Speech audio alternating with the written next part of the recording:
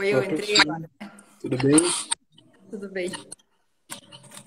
Vamos esperar um pouquinho até chegar um pouco mais de gente. Tá. Aí a gente já pode começar.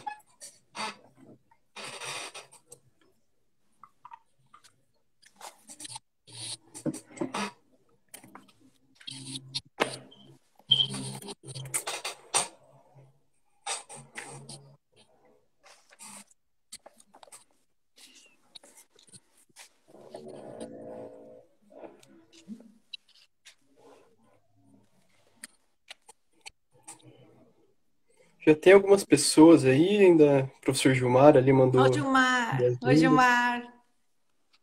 Tá bom? O Gilmar ainda é o tutor? Ainda é o tutor, nosso tutor lá. Mas ele já tá na segunda vez, né? Eu acredito que sim.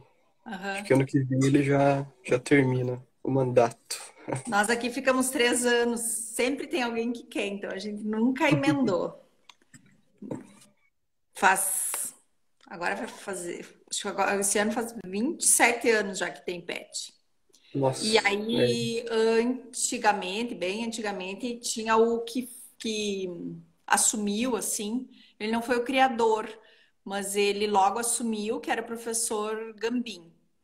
E quando se tornou obrigatório que fosse doutor, ele só tinha mestrado. Aí ele saiu, e depois disso a gente começou a fazer revezamento entre as linhas de pesquisa.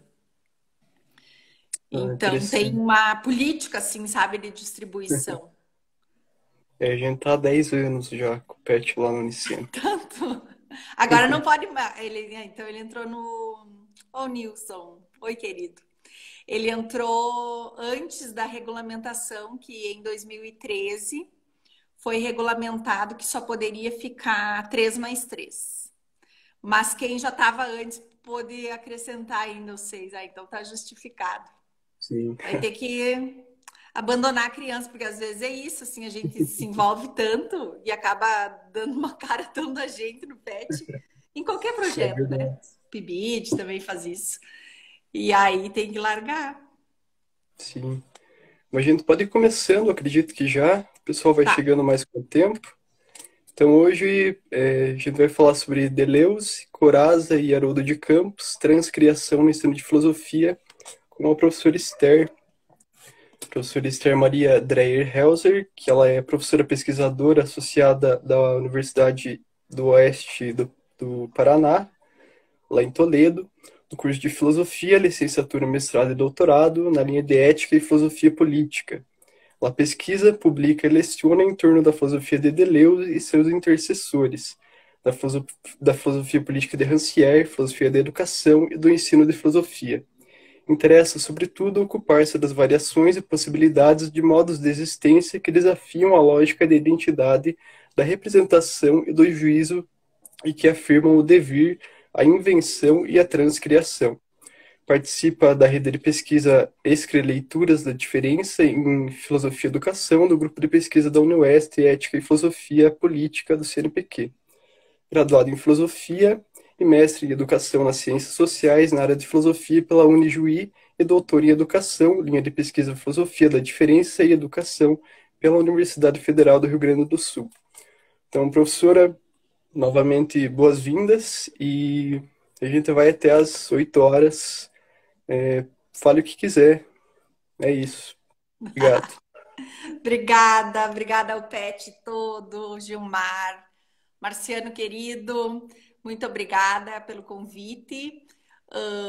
É uma alegria poder me comunicar com o Pet. Uma vez eu já estive aí, outra vez o Gilmar me convidou e eu não pude ir, mas daí foi a professora Neuci, mais duas petianas, e que puderam também contar para nós do rico trabalho que vocês fazem, do engajamento que todos vocês têm. E o fato dessa live estar acontecendo às 19 horas de um sábado à noite é uma grande prova desse engajamento. E a hashtag que vocês escrevem, né? O pet não para, é muito isso, mas é assustador, assim, não para mesmo, mesmo no sábado à noite. Bem, né? Vamos parafraseando o Lulu Santos, todo mundo espera alguma coisa num sábado à noite. Então vamos ver o que que acontece hoje. Eu conto com vocês, que vocês fiquem até o fim. Eu fui instruída que eu devo ficar mais do que uma hora, mas vamos ver o que que acontece. Porque ninguém merece no sábado à noite uma conversa muito entediante, né?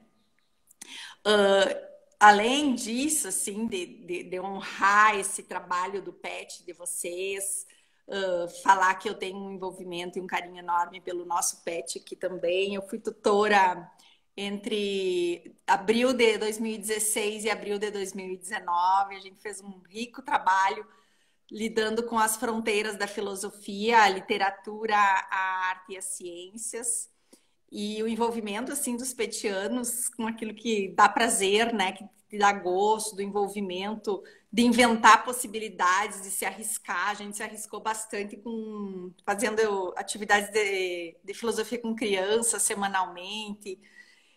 Trabalhamos com teatro, especialmente no período que nós lidamos com a fronteira da ciência e fomos para escolas também. Foi uma coisa muito bonita, assim, que a gente conseguiu inventar. E o resultado da formação dos estudantes que participam do PET é muito lindo, porque, ao menos aqui, né, a gente prima para que não seja de uma especialidade, que não.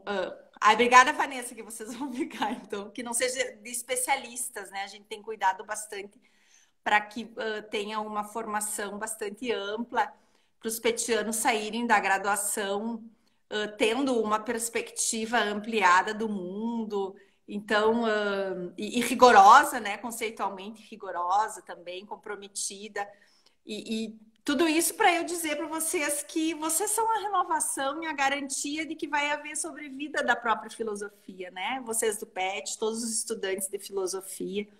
É sempre uma alegria ter alguns que se interessam a cada entrada de ano letivo e que fiquem e consigam se formar e vão para as escolas, retornam para a universidade, fazer mestrado e doutorado. Então, assim, é uma alegria conversar com vocês hoje e falar de coisas que me tocam muito, de coisas que fazem parte da minha trajetória, das mudanças que a minha experiência com o encontro com pessoas, com textos, foi promovendo em mim. E aproveitar a oportunidade, né, de tentar criar uma instância assim, afirmativa acerca do Brasil mesmo, apesar de tudo que nós estamos passando, né, que chega a dar vergonha e raiva ao mesmo tempo de ser brasileira nesse período. Então, o lugar que eu escolhi aqui da minha casa hoje também é um lugar especial. Aqui atrás, deixa eu sumir aqui, tem o que eu chamei de uma ceia profana, que eu encomendei de uma artista plástica faz uns anos já. E tem muita história esse quadro de mulheres na ceia do Senhor e as minhas mulheres negras aqui atrás. Então é uma forma de eu honrar e afirmar a importância da miscigenação brasileira, disso que nós somos, dessa mistura, e é sobre também a mistura que eu quero afirmar para a própria vivificação da filosofia. Então, é uma ambiência assim, que eu também quis criar, sair um pouco da biblioteca, né? Que nas nossas costas está sempre cheio de livros, então hoje eu trouxe um tanto de arte e de vida, né? De vida daquilo que hoje tá sendo posto em questão, qual é a nossa pluralidade, a nossa diversidade, isso que é justamente a grande graça e a grande diferença, né, de ser brasileira. E acabei de ver que teve um discurso horrível, né, mais um, do inquilino do Alvorada. Então, também é um movimento assim que eu quero afirmar hoje, assim, esse início é bastante emocionado, porque quem não está emocionado, né, nessas circunstâncias brasileiras, tem que desconfiar de si se não está se emocionando.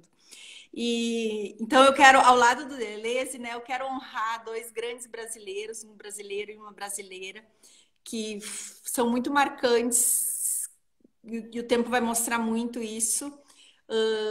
o Haroldo de Campos com a teoria da tradução, na importância que ele teve de trazer os clássicos para nós brasileiros, que não temos uma pluralidade de aprendizado de outras línguas. E a professora Sandra Coraza, que criou uma nova perspectiva para a filosofia da educação, e é a principal marca assim, na minha vida. Na verdade, no título ela está no meio, porque é no meio que as coisas se dão. Deleuze e Guattari já dizem isso, né? É no meio que as coisas acontecem. E aí eles dão um exemplo do caso de um rio, né? Um rio começa com um fiozinho d'água e depois ele deságua, ele acaba e vira mar, né? E o que acontece mesmo é no meio. E assim é com as nossas vidas, né? O começo da nossa vida e o fim da nossa vida, eles são mínimos, né? Comparado com aquilo que nós podemos fazer no meio da nossa vida. Então, eu quero honrar eles, agenciando eles a Deleuze, mas sobretudo que seja uma questão para nós, tá? Para a gente pensar a nossa condição de quem se dedica a ensinar, a estudar, a aprender, a escrever, a ler filosofia.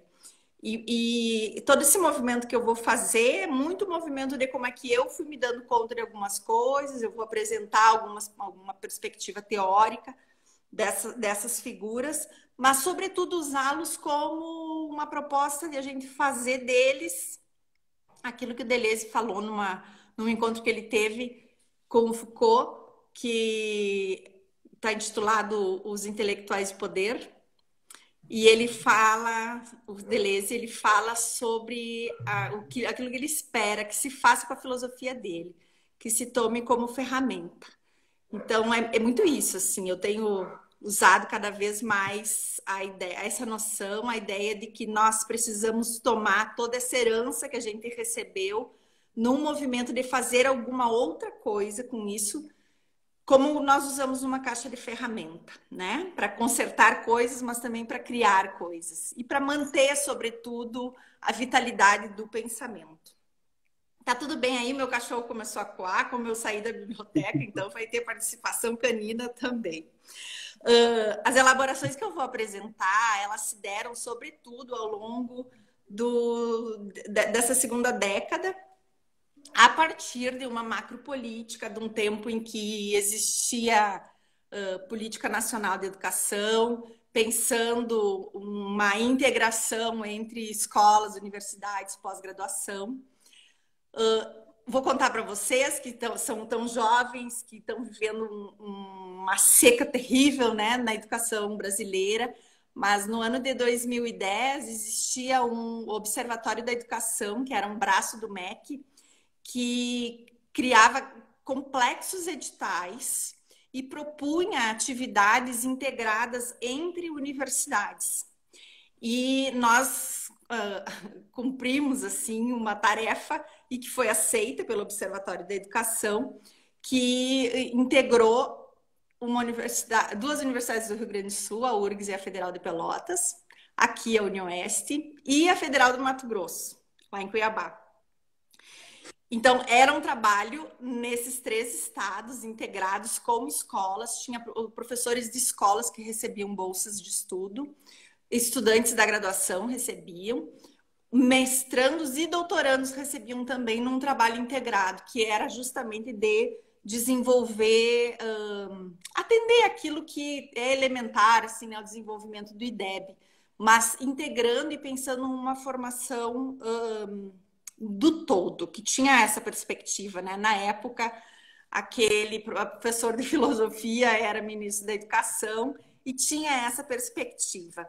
Então, isso existiu e isso rendeu muitos frutos. É algo impressionante o que aconteceu. O nosso projeto durou 4 anos. E aí, do projeto nasceu a rede de pesquisa Escri Leituras. Nós continuamos fazendo pesquisas, fazendo essa integração.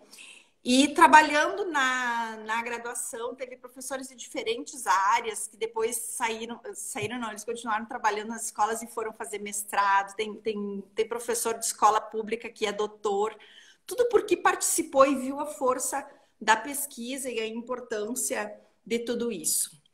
Então, assim, o que mais me tocou, porque eu sempre me preocupei com questões do ensino de filosofia, porque enquanto eu fazia filosofia, eu era professora de crianças. E eu sempre queria integrar, mas eu via muita dificuldade em fazer essa integração. Isso foi lá no... Que ano foi aquilo?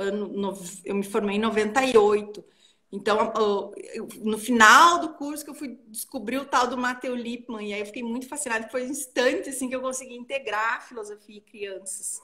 E a partir disso, o ensino de filosofia se tornou uma grande bandeira da minha vida no movimento de militância, né? Mas também no movimento intelectual, que eu passei a me dedicar, tomando e afirmando o ensino de filosofia como um problema filosófico e um problema da filosofia e não um problema da educação. E eu acho que isso rendeu bons frutos. Eu vim para cá, então eu vim para a Unioeste Toledo, fiz concurso defendendo isso, e nós temos cada vez mais professores envolvidos de diferentes áreas, diferentes especialidades, percebendo a importância que é trabalhar o ensino de filosofia na formação dos graduandos e a importância disso na escola. Então, eu fiz a minha graduação no período em que não tinha filosofia, então era bem pior do que está agora. E aí participei da luta para a inclusão da filosofia nos currículos escolares. Teve o não do presidente sociólogo, a gente continuou lutando. E aí teve o sim do presidente metalúrgico. E aqui, né, no Paraná era algo muito exemplar, assim, a gente lá no Rio Grande do Sul ficava muito fascinado com o que já estava acontecendo aqui. Vocês tinham criado a antologia de textos filosóficos, tinham já a filosofia como disciplina regular no currículo, então o Paraná tinha se antecipado muito. E hoje o triste quadro, né? Nós estamos com os professores acampados. O gesto mais desesperador que eu avalio, né, de um gesto político é a greve de fome. Então, assim, tudo isso eu estou falando para contar um pouquinho dessa história, mas também para dizer para vocês que já foi muito pior, porque a gente nem pensava em ter filosofia na escola, e ainda assim eu, por exemplo, e acho que vários dos professores de vocês fizeram filosofia igual, mesmo sabendo que provavelmente não iam ter emprego, pelo menos na área, né, a questão de poder sobreviver. Porque praticamente todos nós que fazemos filosofia somos filhos e filhas de trabalhadores, e nós precisamos trabalhar para viver, né? E o que cabe a nós trabalhar para viver, quem faz filosofia e que se consegue, é ser professor de filosofia. E eu quero afirmar que ser professor de filosofia é um movimento necessariamente de uma docência pesquisadora. Tá? Então, esse é o primeiro elemento assim, que eu quero afirmar, que não há docência sem pesquisa, e no Brasil não há pesquisa sem docência. Se nós formos ali na Argentina, é possível ser um pesquisador e não ser um professor, inclusive financiado pelo Estado argentino. E no Brasil não, mas isso é proposital. Desde a Constituição de 88, essa indissociabilidade entre pesquisa, ensino e extensão, ela é fundamental exatamente porque pensa nessa integração, e que eu afirmo e eu acho que eu avalio que é muito importante que tenha esse movimento. E o trabalho, às vezes, e talvez a gente pode conversar sobre isso depois, do ensino parece ser menos nobre do que a pesquisa, só que me parece que quem diz isso é quem tem uma relação estranha com a pesquisa e com a docência, porque as perspectivas que se desenvolvem numa aula, elas são impressionantes, assim, de quanta luz acende quando a gente tá justamente praticando a docência a partir daquilo que a gente pesquisa. E me parece que isso não acontece quando a gente faz a dissociação, né? Quando tu tem um interesse de pesquisa e que tu não consegue, ou por preguiça, sei lá, ou porque não realiza, né, também na sala de aula. Porque se nós formos olhar, é uma coisa muito boa, muito bonita, essa conquista, né, que a gente recebeu de herança, dessa autonomia universitária, de nós podermos criar as nossas aulas, nós mesmos fazemos os nossos PPPs. E eu conheço o PPP de vocês, o Marciano me apresentou ele, de quanta autonomia os professores têm, e isso é mais uma razão para a gente afirmar a indissociabilidade entre o ensino e a pesquisa, essa função, né, da docência formadora, da docência pesquisadora. Eu acho que isso também é uma grande conquista e que nós temos que honrar isso também.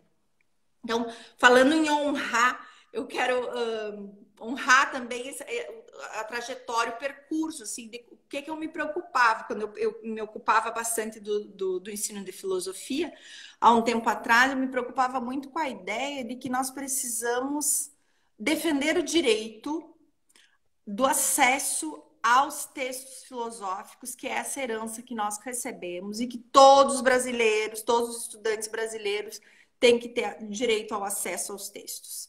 Então, eu defendo que a formação dos professores se dê pelo manuseio do trabalho com o texto filosófico.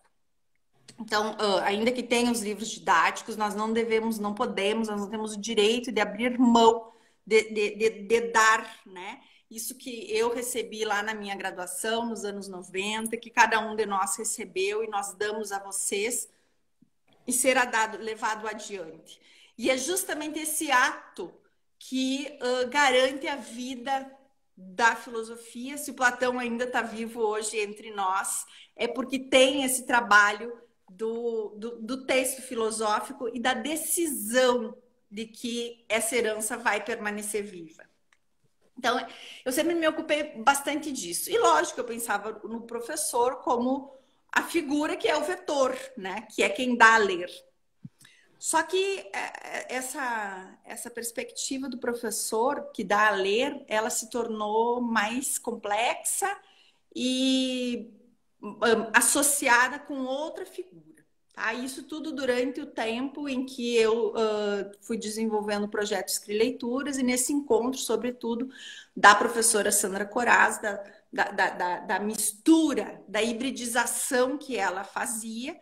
Isso que eu vou falar hoje, que tem um encontro entre Deleuze e Haroldo de Campos, foi realmente produzido, sobretudo, por essa professora, Sandra Corazza, que está lutando para viver, está no hospital hoje, então isso também é um movimento de honra e mandar forças de vida para ela, de tanto que ela também deu para nós. Aí eu passei a me perguntar, né, ao lado do texto filosófico, quem é que torna possível a existência do pensamento filosófico e a continuidade da história da filosofia? Quem? Quem no interior do Brasil, quem aí em Guarapuava, quem aqui em Toledo, em qualquer outro lugar, é condição sine qua non para a efetividade, para que todos os dias da semana alguma coisa de filosofia se passe? Quem? E aí, a resposta para essa pergunta foi associada a duas figuras. Duas figuras são indispensáveis. Tá, uma vocês já sacaram, que é o professor de filosofia. E a outra figura é a figura do tradutor. Que a gente fala muito pouco do tradutor, a gente chega a esquecer ou simplesmente ignorar de colocar lá nas referências bibliográficas que nós fazemos os nossos textos, quem foi o tradutor. E aí eu fui me dando conta que os dois são tratados, maltratados de forma bastante desigual. Eles são tão importantes, um quanto o outro, e são maltratados, tanto quanto um e outro. E isso eu fui me dando conta quando eu conheci a perspectiva do Haroldo de Campos, o que também já é uma injustiça, porque o Haroldo de Campos, ainda que ele tenha feito traduções individuais, ele trabalhou com o irmão dele, o Augusto de Campos, e o amigo, o Décio Pignatari. Então, na verdade, tinha que ter mais esses dois ainda no título do texto. E eles desenvolvem a ideia de que traduzir é transcriar, é transpor criativamente.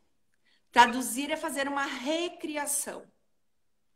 E a Sandra Corazza pega isso e cria a noção de didática da tradução em meio à escrileitura da diferença. Então, a gente tem um pé, né, na filosofia da diferença, sobretudo do Deleuze e Guattari, mas pensa também com esse elemento dessas figuras brasileiras que são tão importantes. E ela vai questionar É um livro que vocês têm acesso, ele está na internet. Se vocês puserem o título dele, vão achar. Mas também tem um site chamado Escrileituras. Se vocês escrevem lá, Rede Escrileituras, URGS, vocês vão achar. É esse livro com essa capa tão bonita, que é um monstro, uma monstra, é uma peça que foi criada por um participante também do Escrileituras. Ele é das artes. E o livro, então, o título do livro questiona isso. O que se transcria em educação? E educação em geral, tá? E é uma pergunta que se faz dialogando com o Deleuze e o Guattari do que é a filosofia, que eles vão dizer, né? A filosofia cria conceitos, as artes criam afetos e perceptos, e a ciência cria funções. E aí ela se pergunta, tá, mas e a educação, né? Nós que não somos criadores de conceitos, por exemplo, no curso de filosofia, né? A gente sempre dá uma risadinha quando diz, apresenta a gente como filósofo, as pessoas já dão risada, né? Por quê? Porque o próprio Deleuze e o Guattari diz, não, filósofo é aquele que cria conceito. Bem, se alguém se apresenta como filósofo, do ponto de vista Deleuze e Guattariano, nós teríamos que perguntar quais são os conceitos que você criou. E aí ela não se satisfaz com isso. Ela quer dar, e aí eu já digo eu também, né? Me associo, uma dignidade a educação, a isso que nós fazemos na universidade, nas escolas. O que é que se faz? E aí associar ao trabalho do Haroldo de Campos, dessa perspectiva da transcriação, é uma das respostas que nós podemos dar para dizer o que é que a gente faz. O que é que tem de diferencial? E eu já anunciei, né? Afirmando que somos nós, os professores, que garantimos a sobrevida da história da filosofia e dos filósofos. Então, pensar agora com muita calma nessa relação entre professor e tradutor. Então, a ideia é que, me ocorre, né? Que o que se diz de um equivale, com alguma variação, óbvio, ao que se diz do outro. Vamos experimentar, então. Por exemplo, não é raro entre nós dizer coisas do tipo: esse tradutor não é bom, pois não é fiel ao original. Esse professor não tem didática, não sabe explicar o conteúdo. Nossa, que tradução! A leitura flui. Que professor, a gente nem vê a aula passar. Olha, esse tradutor pode conhecer tudo da língua, mas não conhece o conteúdo que traduz. Isso na filosofia a gente ouve direto. Fulano sabe demais. Sabe tanto que não consegue se fazer entender nas aulas. Não sabe passar o conteúdo de um jeito que a gente entenda. Como esse professor fala e escreve bem, eu consigo entender Descartes lendo os artigos dele e indo às suas aulas. Parece que o filósofo está vivo nas suas aulas. Ainda que uns especialistas não gostem, dizem que ele inventa muito, que o Descartes dele não é o verdadeiro Descartes. Do outro lado, a Ilíada, que o Haroldo de Campos traduziu, é incrível. Até a sonoridade do poema grego ele manteve. Mas os especialistas de Homero não acham isso. Dizem que ele inventa coisas que não existem no original. E aí eu já faço uma honra ao Haroldo de Campos também. Conhece? São 2 volumes que saiu, é bilíngue, a edição, e a gente tem que ler em voz alta, porque essa coisa do tom, da sonoridade, o que ele conseguiu fazer é inacreditável. Só que tá cheio de estudiosos de grego, de Homero, que torcem o nariz para aquilo que ele fez. Ainda que nessa lista de comentários, tradutor e professor ganhem destaque, o normal é que essas 2 figuras sejam esquecidas, pulverizadas em nossas atividades que envolvem o fazer filosofia.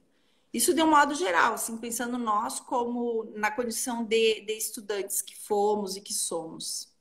São poucos os professores que lembramos. Muitos de nós só são professores de filosofia porque no Brasil não tem jeito, é preciso trabalhar para viver.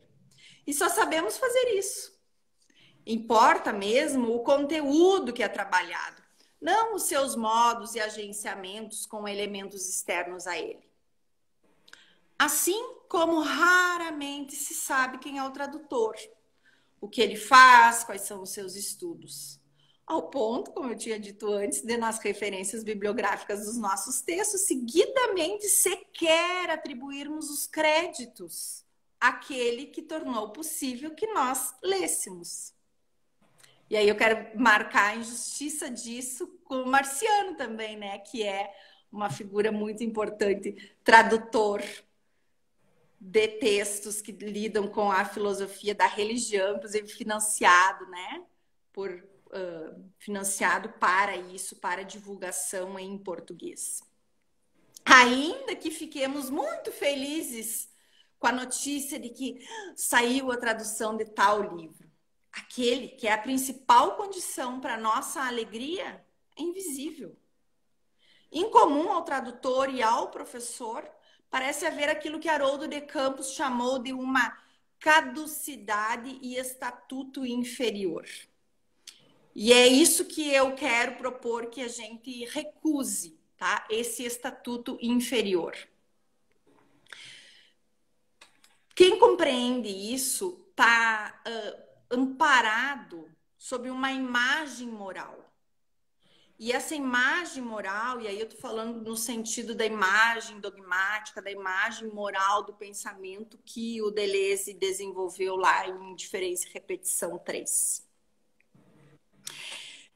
Se toma, quem tem essa imagem da figura do tradutor e do professor, toma elas como se eles simplesmente fossem correia de transmissão. E essa imagem, ela idealiza os originais e pressupõe que inerente a eles, aos originais, há uma mágica capacidade de mantê-los inalteráveis, apesar das constitutivas e inevitáveis diferenças impostas pelo devir. Tanto na tradução como na educação, vigora uma crença que possam existir, daí agora tudo com maiúsculas, o texto, o sentido, o signo, a palavra, a ideia, a língua, o problema, a figura. Como conhecimentos e valores legítimos, verdadeiros, únicos e universais, os quais devem tão somente ser transmitidos.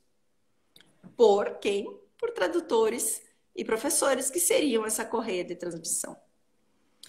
Deles, desse ponto de vista, dessa imagem moral, se espera uma eficiência sobre-humana, que neutralize as diferenças linguísticas, em primeiro lugar, culturais e históricas, e que o original se mostre puro, como se isso fosse possível.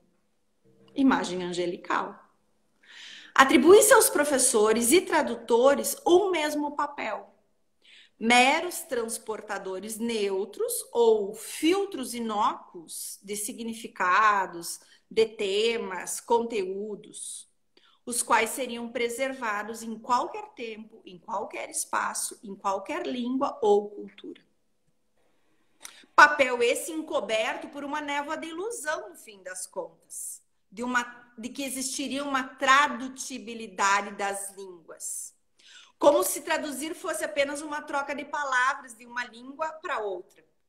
E como se a linguagem fosse um instrumento capaz de dizer o mundo tal como ele é. Como se a linguagem conseguisse alcançar isso.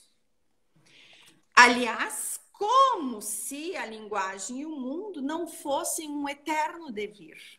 E uma obra aberta, para chamar um outro cara aqui, né? Que pensa o mundo e qualquer obra como obras abertas, portanto, que cada um pode entrar nela e atribuir-lhe sentido, fazer algo com elas. Como pensa Haroldo de Campos, é necessário não abandonar o elemento natural, o elemento concreto da língua nesse movimento de tradução, o teor estético, o tom da língua.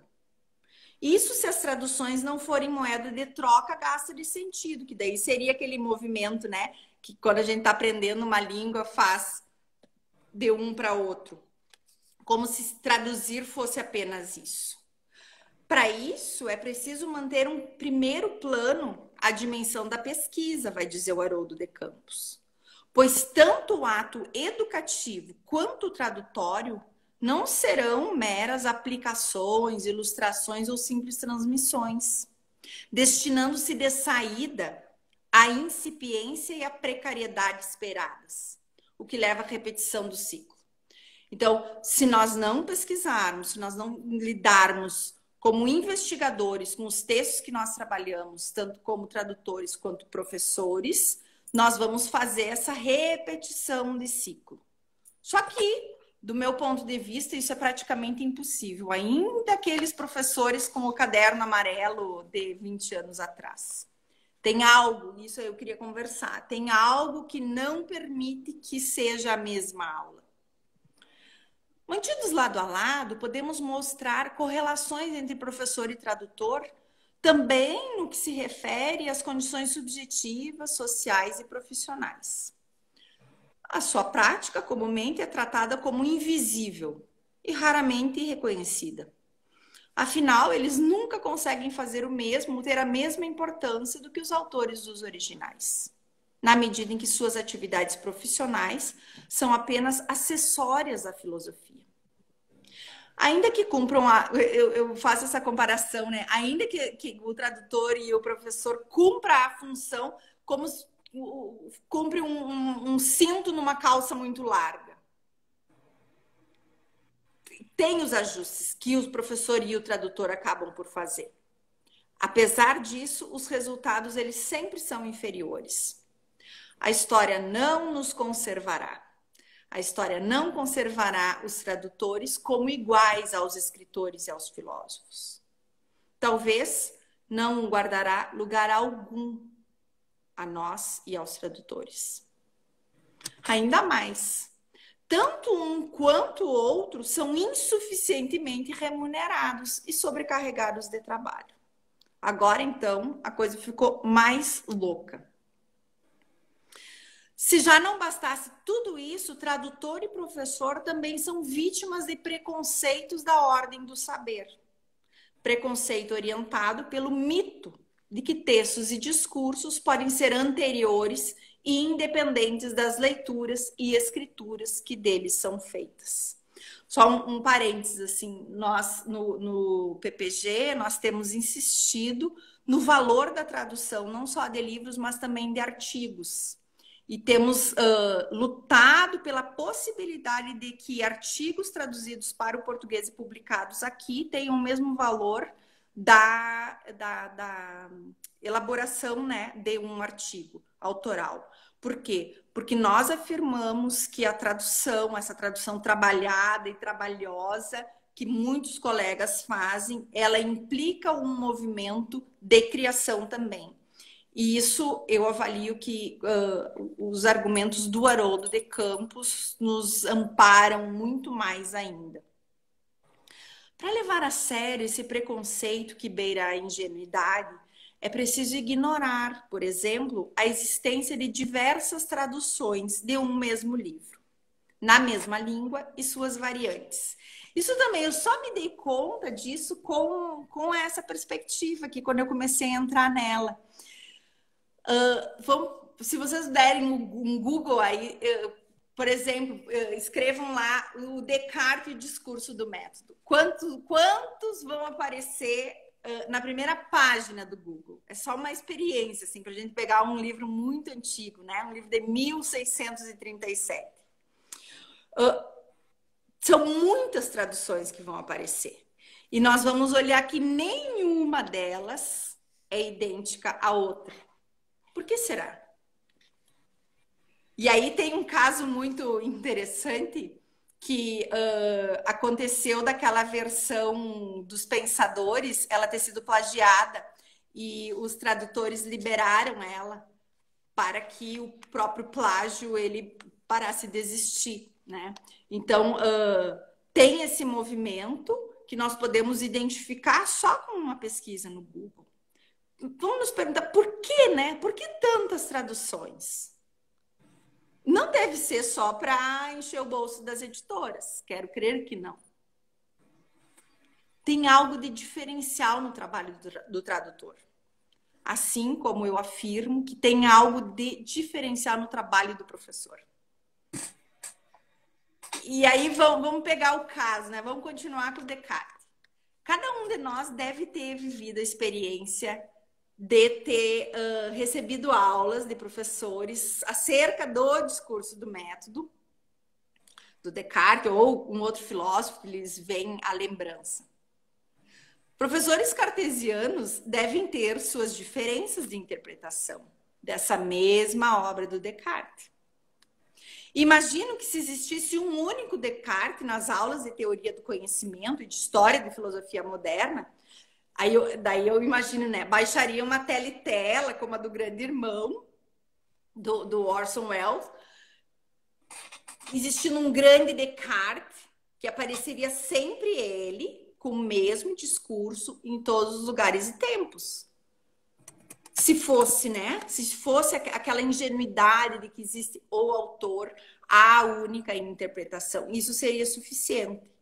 E eu chego a me arrepiar aqui de pensar que com as ciladas que nós poderemos ter nos armado para nós mesmos com essa história de aulas online, vai que essa ideia prolifere.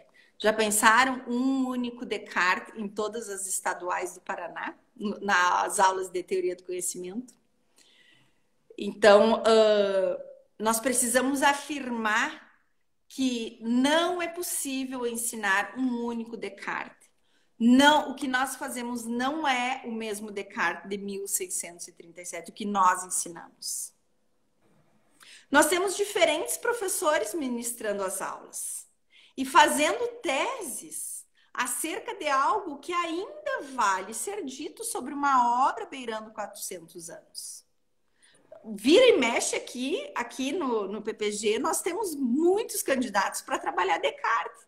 E, por exemplo, o discurso do método. Aí a gente se pergunta, mas o que há ainda para dizer? O que garante que ainda hoje, no 21, se pode dizer algo acerca de Descartes? É justamente essa perspectiva de que há uma criação no movimento de interpretação. E o que é que leva ainda a ter tantas traduções? Por exemplo, nós temos aqui, né, a figura do professor César fazendo todo um movimento num grupo, retraduzindo, fazendo estudos para tornar Descartes um Descartes do 21. Como pode isso? Por quê?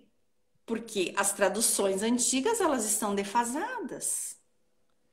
É impossível acompanhar, uma tradução acompanhar para sempre. Eu vivi muita experiência com o professor Tomás Tadeu, quando ele estava fazendo a revisão da tradução da Ética, que é a primeira que saiu na Autêntica.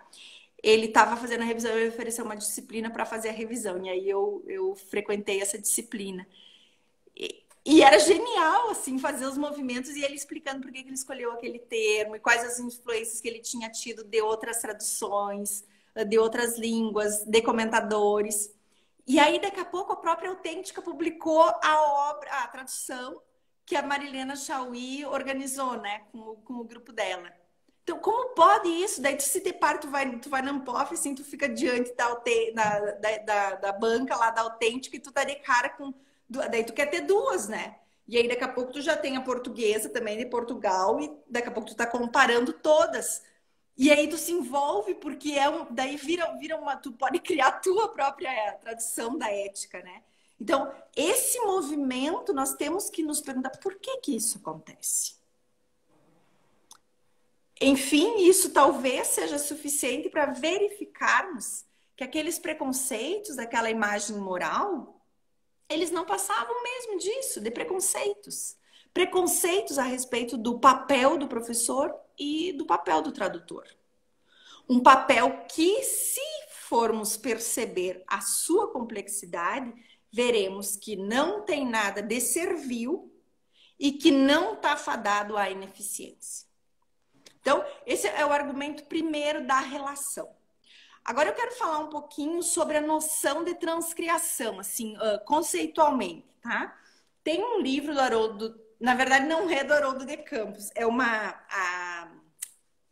a organização é do Marcelo Tapia e da Thelma Nóbrega. Ai, tá aqui. Mas são todos textos do Haroldo de Campos, tá? A sobrecapa é essa aqui.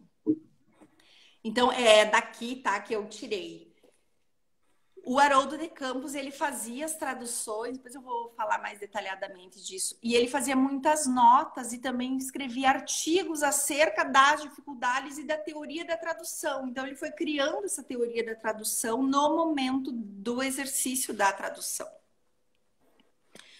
Se rompermos, então, com aquela imagem moral, se produzirmos uma nova imagem do pensamento acerca da educação e da tradução, do professor e do tradutor, voltando a atenção à complexidade e à sua delicadeza, ao ponto de resgatarmos o seu valor, que eu quero afirmar é um valor autoral e criador, reencontraremos a nossa devida importância civilizatória e cultural, bem como as responsabilidades por ela implicadas.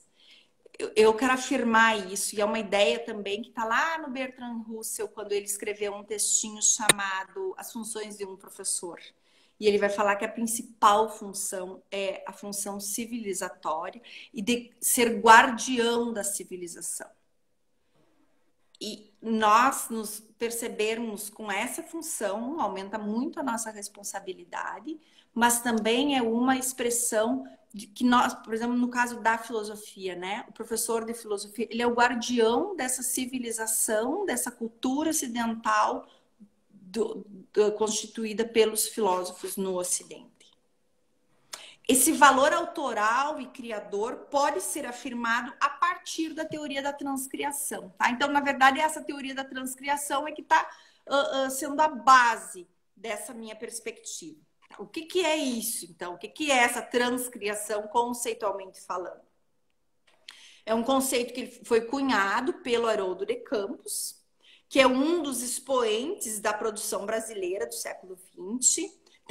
Nós temos muita sorte, né? Essas figuras contemporâneas, assim, tem vários vídeos no YouTube, ele era uma graça. Ele já faleceu, o irmão dele, no Augusto de Campos, está vivo. E ele trabalhava, sobretudo, com a criação, ao lado, né, da tradução, a criação de poesias. Com o irmão dele, então, o Augusto de Campos e o Décio Pignatari, eles criaram um movimento poético concretista, que tinha o grupo, isso lá nos anos 50, o grupo Noi Grande. E o Leminski admirava muito eles, o Leminski, inclusive, trabalhou com eles. Outra figura é o Arnaldo Antunes, se vocês procurarem algumas coisas do Arnaldo Antunes também, ele lida. O Haroldo de Campos e ele eram amigos, eles faziam esses movimentos, né? O próprio Arnaldo Antunes musicou alguns poemas, então é bem interessante assim, ver esses movimentos entre esses grandes criadores. Então ele fazia sobretudo a tradução de poesias, mas tem muitos outros que não eram. No caso, a Ilíada, essa obra imensa, que foi publicada pela editora Mandarim, está em 2 tomos e é bilíngue. O Trajano Vieira, que faz o prefácio dessa tradução, ele destaca o projeto tradutório, e ele chama, né, o projeto homérico do Haroldo de Campos, que foi capaz de mostrar como as personagens de Homero, elas não são uniformes. Nem a linguagem desse grego ilustre é simples. Isso na medida em que ele conseguiu verter o tom helênico para o português. Então, essa perspectiva daquele que aprecia a tradução do Haroldo de Campos, olhar para esse elemento tão singular que é marca do Haroldo de Campos de manter o tom grego para o português. Tinha sempre essa preocupação do Haroldo de Campos, que sobretudo, né, claro que tem o conteúdo, tem o significado, mas o tom é necessário trazer. E isso me faz, né, já associar e pensar que nós, professores, temos que trazer o tom do filósofo também para as nossas aulas, para os nossos textos. E era uma loucura, assim, as coisas que ele, as línguas que ele sabia mais que o Leminski já sabia muitas línguas, né? Então, ele fez tradução do russo, do hebraico, do latim, do inglês, do alemão, do francês, do japonês e ainda outras línguas. Ele aprendeu hebraico para traduzir o Eclesiastes, que era um livro da Bíblia que ele amava. Haroldo de Campos ainda tem um papel de destaque por meio da singularidade dele, né? Além dessas obras todas que ele traduziu, essa teoria excêntrica, que é a teoria da tradução, que ele criou enquanto traduzia. Então tem muita vida nesse movimento de tradução do Haroldo de Campos, ao lado, né? Uma outra vida, assim, ele dá vida para essas traduções no português e também cria, então, essa teoria da tradução. E essa teoria da tradução, ela se deu em artigos, em prefácios, em pós-fácios, em notas de rodapé, enormes notas, assim, que ele vai mostrando para o leitor como é que foi se dando esse processo de recriação da tradução. Por isso, a transcriação. Tradução de texto, é uma definição dele, tá? Tradução de textos criativos será sempre recriação ou criação paralela, autônoma, porém recíproca. De acordo com Haroldo de Campos, e nesse caso com o amigo Décio Pignatari, quanto mais inçado de dificuldades esse texto, mais recriável, mais sedutor, enquanto possibilidade aberta de recriação. Então, eles não traduziam texto fácil, tá? Tinha que ser um texto inçado. E o inçado deve ser do inço, né? Tu carpir um lote com muito inço. E o que são os textos inçados para ele? São os que dão abertura para a recriação. E aí ele refere, por exemplo, o Guimarães Rosa, ainda aqui, né? Pensando o Guimarães Rosa sendo traduzido para outras línguas. E no caso de uma das traduções que ele fez, o James Joyce era um escritor de textos inçados. E quem não era, por exemplo, a Agatha Christie. Ele escreve na Agatha Christie, não é um texto inçado, ele não permite a recriação, é tudo muito óbvio. E aí, então, nas próprias palavras deles, né? Em suma, só o difícil é estimulante. Assim, por exemplo, como Deleuze, né? É difícil, mas é o estimulante, que é o que vale a pena viver uma vida lidando. E eu acho que isso muito acontece com vários colegas meus, professores de vocês, provavelmente, daquela dedicação das pessoas que passam uma vida lendo um livro de um filósofo, né? Porque lá é muito inçado. Não é que vai botar fora isso, é porque ali tu vai se envolver, né? E vai lidar com muitos aspectos que vão te envolver uma vida. A tradução dessa natureza para Haroldo de Campos não se ocupa de traduzir apenas o significado, o parâmetro semântico que é o conteúdo, como faz a chamada tradução literal.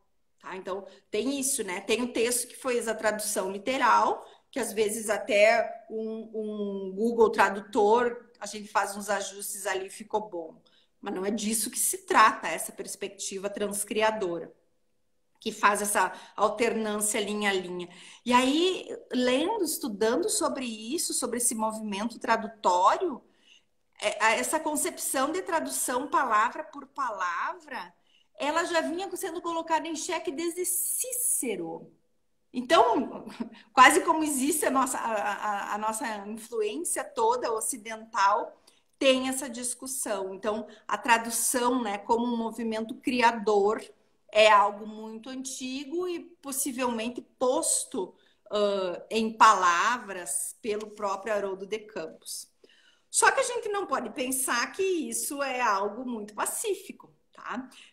Eu fui atrás assim, para ver como é que é a recepção da perspectiva do Haroldo de Campos no ensino das línguas latinas. Os caras torcem o nariz para essa perspectiva do tradutor criador. Assim como eu imagino que vai ter professor de filosofia torcendo o nariz para aquilo que eu estou propondo aqui, na ideia de que se faça um ensino transcriador da própria filosofia.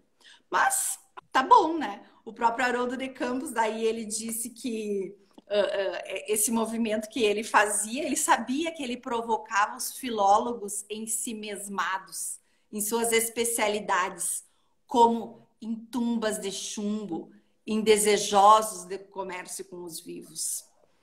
Nós que nos ocupamos de pensar e tentar efetivar um ensino de filosofia voltado para a vida, feito com os vivos, para que o pensar continue sendo possível no pensamento, nos aliamos a essa perspectiva do Haroldo de Campos. Então, me parece que torcer o nariz para uma perspectiva como esta, ela reduz a importância do professor, a função do professor e a graça de lidar com a filosofia ou com outras disciplinas. Para eles, o significado e o conteúdo é a baliza demarcatória do lugar da empresa recriadora, na medida em que ele não é esvaziado, não é sem conteúdo. Mas ele é um horizonte móvel, né? Então, por que existir tantas traduções do discurso do método? Por quê? Porque o próprio significado ele vai nesse movimento de um horizonte móvel. Há alguma coisa ali, né? Que exige que se faça novas traduções. E é isso que o Haroldo de Campos vai mostrando para a gente o que é que há. Além do significado, tem o tom do que é dito. É matéria de recriação. As propriedades sonoras e a imagética visual são preocupações dessa transcriação, desse movimento tradutório criador. É preciso ter em conta uma estética da tradução como criação. Assim como eu afirmo que é preciso ter uma preocupação estética com as nossas aulas, com os nossos textos. E isso como professores, como estudantes. Não é de qualquer jeito que nós entramos num filósofo, não é de qualquer jeito que nós lemos um texto de filosofia, que nós escrevemos e criamos as nossas aulas. E aí ele diz assim, ó, que Professora, o... Oi. desculpa te interromper, mas a nossa live vai acabar em Tá, alguns deu segundos. uma hora? Que horror! Tá, Mas eu vou encerrar ela agora e já na tá, hora, assim, não vou nem dar nenhum tempo, a gente já volta e volta a tá. discussão, tá ok? Obrigado. Até mais.